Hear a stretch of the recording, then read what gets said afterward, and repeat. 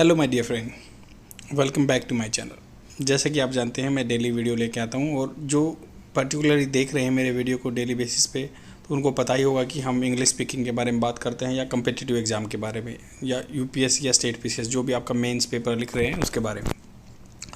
तो फ्रेंड्स, अगर आपको कंटेंट अच्छा लग रहा है तो शेयर कर दीजिए कि क्योंकि व्यूज़ बहुत कम आ रहे हैं और ये प्रैक्टिस मैं लगभग आई थिंक 1 ईयर से कर रहा हूँ और डेली अगर जो मेरे साथ सीख रहा है तो उसका तो अच्छा खासा नॉलेज हो चुका होगा और अगर आपको बेनिफिट मिल रहा है तो अपने फ्रेंड को भी शेयर कर दीजिए। तो बात करते हैं आर्टिकल की। आज एडिटोरियल पोर्शन छपा नहीं है तो एक बिजनेस पेज से ही हम ले लेते हैं, द हिंदू न्यूज़पेपर से आर्टिकल जीएसटीसी कंपनसेशन। तो GST goods and service tax compensation. Compensation क्या होता है? मान लो हर जाना भरना, कंपनसेट करना। एक होता है कंपैशनेट। कंपैशनेट का मतलब होता है भैया किसी के साथ सद्भावना रखना, कंपैशन रखना। और कंपनसेशन होता है किसी को उसका हर जाना देना। जीएसटी कंपनसेशन सेस के बारे में बताना चाहूँगा कि जो एक टैक्स तो लगता ही है हमारे जो चीज़ों में, उसके ऊपर एक्स्ट्रा चार्ज लगता है। तो चार्ज में भी 2 तरह के होते हैं, सेस और सरचार्ज। सरचार्ज होता है कि वो किसी भी पर्टिकुलर पर्पज़ के लिए नहीं होता, वो डिफरेंट चीज़ों पे यूज़ किया जा सकता है। पैसे ज़्यादा लेके गवर्नमेंट किसी भी चीज़ को यूज़ कर सकती है। सेस क्या होता है? जैसे मान लो एजुकेशन सेस लगेगा तो वो सेस एजुकेशन के लिए ही यूज़ होगा वो पैसा, ठीक है। तो ये बोल रहे हैं जीएसटी कंपनसेशन सेस एक्सटेंड मतलब उसने इलोंगुलेटेड मतलब एक्सटेंडेड, बढ़ा दिया गया क्या, टिल 2026 तक बढ़ा दिया गया टिल। तो इसमें बोलेंगे द लेवी क्या होता है? टैक्स लगाने को बोलते हैं। द लेवी ऑन लग्जरी जो लग्जरी आइटम है, आपके आराम के लिए आइटम है। एंड डिमेरिट गुड्स हैं जो मतलब जो मेरिट नहीं है उनमें डिमेरिट है, जैसे तम्बाकू गुटखा लिकर वगैरह, ये डिमेरिट गुड हैं। इनमें 28% जीएसटी लगता है, आपको पता होना चाहिए। और 0 जो आपके जो टैक्स स्लैब कौन कौन से हैं, पहले 5 था, टेक्सटाइल वाला भी ख़त्म कर दिया है। तो 0, 8 और 18, 28। तो ऐसे ही बोल रहे हैं कि जो द लेवी टैक्स है on luxury demerit goods will be collected. तो विल बी का क्या है? देखो, आपने देखा हुआ विल बी प्लस वर्ब की फर्स्ट फॉर्म आईएनजी आता है, तो होता है फ्यूचर जो कंटिन्यूअस टेंस है। जैसे विल बी वर्ब की फर्स्ट फॉर्म आईएनजी। बट जैसे ही विल बी विनर, वह विनर होगा, ऐसे सुना होगा आपने। He will be going there, तो जैसे अब देखो गोइंग में तो आईएनजी आ गया, बट विल बी विनर तो विनर। तो इसमें तो आईएनजी फॉर्म नहीं है, फिर भी विल बी यूज हुआ क्योंकि वहाँ पे प्रोबेबिलिटी शो कर रहा है कि वो संभावना शो कर रहा है ही विल बी विनर, वो विनर होगा। और देखो विल बी कलेक्टेड, यहाँ पे भी क्या है, थर्ड ऐसे ही विनर की तरह ही आ गया है। तो मतलब ही विल बी विनर, यहाँ बी का कैसे यूज़ हुआ है? होना के लिए यूज़ हुआ है। ही विल बी, वह होगा। बी का मतलब होता है होना, यहाँ हेल्पिंग वर्ब के तौर पे यूज़ नहीं हुआ। बट जहाँ पे वर्ब की बी आएगा और वर्ब की फर्स्ट फॉर्म आईएनजी आएगी तो वहाँ पे वो हेल्पिंग वर्ब के तौर पे यूज़ हुआ है।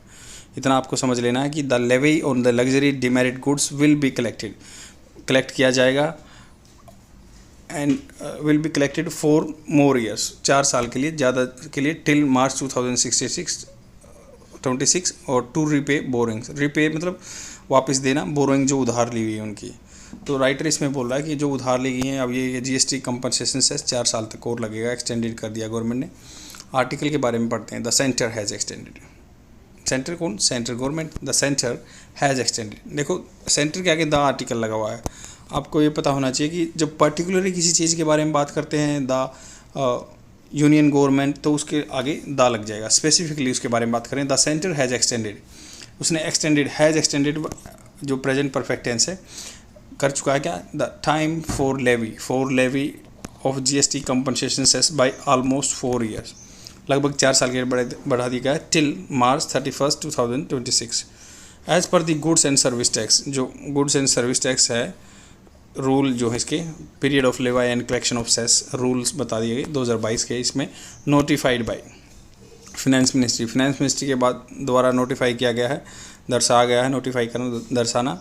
The cess compensation would continue. Would कहाँ पे यूज होता है? जहाँ प्रोबेबिलिटी होती है, संभावना दिखाते हैं कि भाई वुड वुड होगा। विल कन्फर्म नहीं है तो वुड विल कन्फर्म में आएगा, वुड प्रोबेबिलिटी संभावना में आएगा। Cess would continue to be levied, to be levied. तो देखो ये है टू बी लिवाइड, ये पैसिव फॉर्म में बात हो रही है कि लिवाइड लगाया जाएगा। To be levied from July 1 2022 to March 31 2026। तो 31 मार्च 2026 तक लगाया जाएगा। द लेवी ऑफ सेस, जो टैक्स का लगाना, वाज टू एंड। वाज क्या मतलब? होना था, पास्ट टेंस। ये होना था, कब होना था? Was to end. तो ये होना था 30 जून को, एंड होना था। But the GST council chaired by union finance minister Nirmala Sitharaman and comprising state finance minister. तो GST को तो ख़त्म होना था, was to end on June 30, but GST council है जो chaired by the union finance minister, जो फाइनेंस मिनिस्टर निर्मला सीतारमन है, एंड कंप्राइजिंग स्टेट फाइनेंस जो मिनिस्टर हैं, डिसाइडेड टू एक्सटेंड, उन्होंने डिसाइड किया it till 2026 to repay the loans taken in the last 2 years। To repay मतलब loan देने के लिए जो उसने 2 साल में लोन लिया है। To make up for the shortfall. Shortfall क्या होता है? कमी आ गई है जो, मतलब गैप को ब्रिज करने के लिए। मेकअप मतलब उसको फिल करने के लिए। For the shortfall in their revenue collection, जो रेवेन्यू कलेक्शन में shortfall. After 45th GST council meeting, जो 45वीं GST काउंसिल मीटिंग हुई है इन लखनऊ इन सितंबर लास्ट ईयर, जो लास्ट ईयर सितंबर में हुई थी, मिस सीतारमन हैड सेड, वो क्या कह चुकी हैं? Had said, past perfect tense, past perfect tense. जहाँ पे कोई पास्ट में भी कोई इवेंट हो चुका है तो वो कह चुकी थी। Had said that regime of paying compensation to states for revenue shortfall resulting from the subsuming में तो होता है सम्मिलित करना, subsuming their taxes such as VAT in GST। VAT क्या होता था? Value added tax. मतलब किस में, जैसे क्या होता था वहाँ पे वैल्यू एडिड टैक्स में अभी भी लगता है, जैसे पेट्रोल में जितना आप वैल्यू एडिशन कर रहे हैं उसमें टैक्स लग जाता था। वुड एंड इन जून 2022, जो 2022 में एंड होगा ये जो लेवी सेस लगा रहे हैं। हाउएवर द कंपनसेशन सेस, जो कंपनसेशन सेस है levied on luxury and demerit goods. Demerit goods ये बोल रहे हैं कि जो कंपनसेशन सेस लग रहा है डिमेरिट गुड्स पे, वो क्या है? वो कंटिन्यू रहेगा, क्योंकि demerit goods would be collected till March 2026। तो जो मान लो गवर्नमेंट दे रही है इनको, कंपनसेशन दे रही है स्टेट गवर्नमेंट को, वो तो बंद हो जाएगा, बट फिर भी टैक्स लगता रहेगा 2026 तक। To repay the borrowings were done, जो बोरोइंग उधार लिया है गवर्नमेंट ने 2020-21 में, 21-22 में, to compensate states for the GST revenue loss. जो सेंट्रल गवर्नमेंट ने पैसा लिया है उधार तो उसके लिए लगता रहेगा, बट वो कंपनसेशन देना स्टेट को तो बंद कर देंगे। इसलिए in order to meet the resource gap जो स्रोत गैप है of state due to short release of the compensation.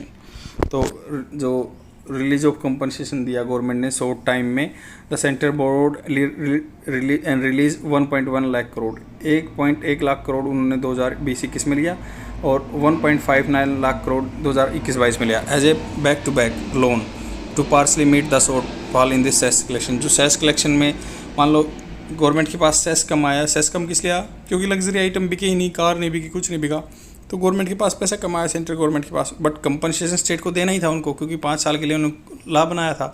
हाँ, बीच में उन्होंने क्या कह दिया था, मान लो एक्ट ऑफ गॉड, आपने टर्म सुनी होगी कि भगवान का एक्ट ऑफ गॉड है, इसको हम कंपनसेशन नहीं दे सकते, उस टाइम पे नहीं दिया था, बाकी बाद में दिया था, तो उसके लिए इसको लोन लेना पड़ा। तो अभी ये सेस लगेगा 2026 तक, क्योंकि उसको कंपनसेट करना है सेंट्रल गवर्नमेंट को, पैसे वापस करने। ये आप बता रहे हैं प्रिंसिपल जैसे मूलधन जो होता है, repayment the centre has repaid 7,500 crore as interest cost.